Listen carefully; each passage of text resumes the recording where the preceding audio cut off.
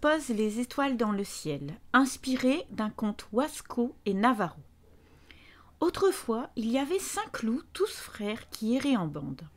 Quand ils chassaient, ils partageaient toujours leur prise avec Coyote. Un soir, Coyote les vit qui regardaient le ciel. « Qu'est-ce que vous regardez là-haut, frère loup » s'enquit-il. « Oh, rien » répondit le plus âgé des loups. Le lendemain, Coyote les vit de nouveau tous en train de regarder le ciel. « Qu'est-ce que vous regardez là-haut, frère loup » demanda Coyote encore. « Oh, rien » répondit le second des loups. Il questionna par rang d'âge le 3e, puis le 4e, et cela continua de la sorte pendant 3 soirées. Aucun ne voulait dire à Coyote ce qu'ils regardaient tous, de peur qu'il mette son grain de sel dans leurs affaires. Un soir, Coyote demanda au plus jeune de la bande de lui dire de quoi il s'agissait. Celui-ci était aussi le plus gentil. Il se tourna vers les autres. « Bah, disons à Coyote ce que nous voyons là-haut, il ne va pas s'en mêler. » Ils lui dirent donc. Là-haut, tout là-haut, il y a 2 animaux inaccessibles. « Eh bien, allons-y, répliqua Coyote. « Allez là-haut, et comment ?»« Oh, c'est tout simple, dit Coyote. Je vais vous montrer. » Coyote réunit un grand nombre de flèches et commença à les décocher dans le ciel. La première flèche resta accrochée au ciel.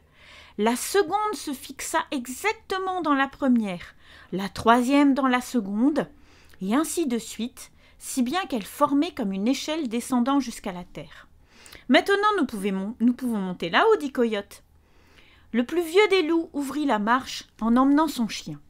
Il était suivi des 4 autres loups et enfin de Coyote. Ils grimpèrent tout le jour et jusque tard dans la nuit. La nuit venue, ils se reposèrent. Le lendemain, la journée suivante, ils grimpèrent de nouveau tout le jour et jusque tard dans la nuit. La nuit, ils s'arrêtèrent pour se reposer. Et ils grimpèrent pendant des jours et des nuits. Ils atteignirent enfin le ciel. Ils s'arrêtèrent dans le ciel et contemplèrent les 2 animaux que les loups avaient aperçus d'en bas. C'étaient 2 énormes grizzlies. « N'approchez pas, dit Coyote, ils vous mettraient en pièces. » Mais les 2 plus jeunes loups s'étaient déjà rapprochés, bientôt suivis des 2 moins jeunes. Seul le plus âgé restait en arrière. Quand les loups approchèrent des ours, il ne se passa rien. Les loups s'assirent, restèrent immobiles et examinèrent les ours.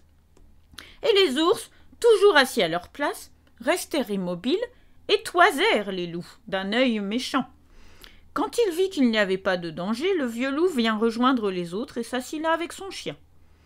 Coyote, lui, n'approcha pas davantage. Il n'avait pas confiance dans les ours. « En tout cas, c'est bien joli à voir, dit-il. Ils ont belle allure, assis tous comme ça. J'ai bien envie de laisser l'ensemble tel quel, que tout le monde puisse le voir, les ours, les loups. Et quand les gens verront ça dans le ciel, ils diront « Savez-vous qu'il y a une histoire à l'origine de cette composition ? C'est Coyote qui a fait cela, et ils parleront de moi. » Il décida donc de laisser le tout intact. Il fit demi-tour en laissant ses amis les loups derrière lui. Sur le chemin du retour, il arracha les flèches une à une après lui. Ainsi, plus personne ne pouvait redescendre. Revenu sur terre, il contempla, admiratif, l'arrangement, le tableau qu'il avait laissé là-haut. Et ça n'a pas bougé depuis. De nos jours, on appelle cette constellation la Grande Ourse ou le Grand Chariot. En regardant bien, on voit que le manche du chariot est composé par les 3 loups et que le plus vieux, celui du milieu, a toujours son chien à ses pieds. Les 2 jeunes loups forment l'avant du chariot et les 2 grizzlies à l'arrière forment l'arrière qui pointe vers l'étoile polaire. De voir comme cela était beau, Coyote décida d'aller voir le dieu noir pour lui montrer sa création. Le dieu noir est le créateur de tout l'univers. Il arriva devant Dieu Noir et dit « Regarde, regarde ce que j'ai fait dans le ciel. C'est des loups et des ours, n'est-ce pas magnifique ?» Dieu Noir ne dit rien. Il était très en colère. « Coyote, ça n'est pas ton rôle d'arranger les étoiles, c'est le mien, c'est le rôle du Dieu créateur. Tu n'as pas à te prendre pour le créateur. Les étoiles sont ici, dans mon sac de jute, et c'est moi qui décide de la façon de les mettre dans le ciel. » Coyote était vexé que Dieu Noir refuse de voir la beauté de son œuvre. Avant de le quitter, il attrapa le sachet de jute qui contenait toutes les étoiles. Arrivé chez lui, toujours très en colère contre Dieu le Noir, il se dit « Puisque c'est comme ça, je vais continuer à faire ma création. » Il eut envie de remplir le ciel d'étoiles. Il prit une poignée d'étoiles dans le sac et le jeta au firmament.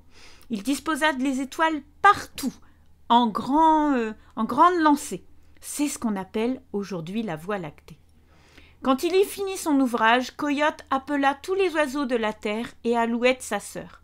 « Racontez à tous, je vous en prie, quand je ne serai plus de ce monde, que cette ordonnance d'étoiles, ce tableau, ce ciel, c'est Coyote qui l'a créé. Ce firmament, c'est moi qui l'ai conçu, c'est mon œuvre. » Et aujourd'hui encore, tous les oiseaux, et notamment la sœur Alouette, racontent cette histoire de Coyote.